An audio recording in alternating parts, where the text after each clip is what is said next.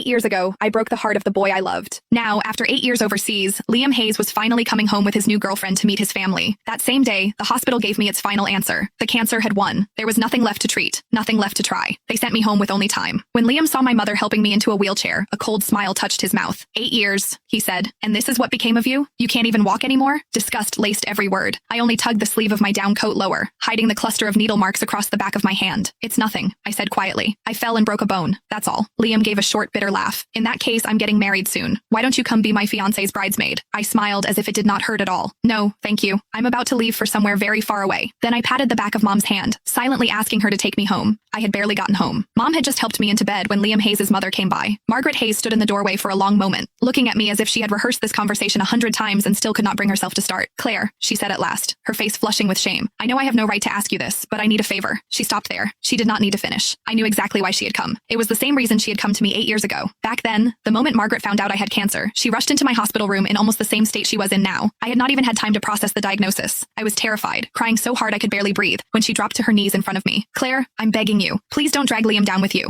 He's just been accepted into a program overseas. If he finds out you have cancer, he'll never agree to leave. You and Liam have known each other your whole lives. You've loved each other for so many years. So please, for my sake, let him go. Break up with him. I've arranged everything. I found a boy to help. All you have to do is pretend to kiss him downstairs. Let Liam see it. Make him believe you betrayed him. Then break up with him. That's all. Because of those words, the first thing I did after being diagnosed was not schedule more tests or begin treatment. Instead, I put on the coldest face I could manage, pretended to cheat, forced Liam to hate me, and drove him out of the country without mercy. Sure enough, a second later, Margaret looked at me with guilt in her eyes. Claire, please don't blame me. I had no choice. Liam's girlfriend now was his classmate overseas throughout graduate school and his doctoral program. They're perfect for each other. I really don't want to ruin such a good marriage. You know Liam, he adored you when you were kids. If he finds out the truth about what happened back then, I'm afraid, her voice shook. I'm afraid he'll throw everything away again. So could you stay away from him for a while? You don't have much time left anyway, do you? In your condition, you shouldn't be going out, don't you think? The moment Margaret said those words, my mother grabbed a pack of adult diapers from beside the bed and slammed it down so hard the mattress shook. Seeing that she was about to lose her temper, I quickly tugged at her sleeve and softened my voice. Mom, please. It took several seconds before she managed to hold herself back. Only then did I look back at Margaret.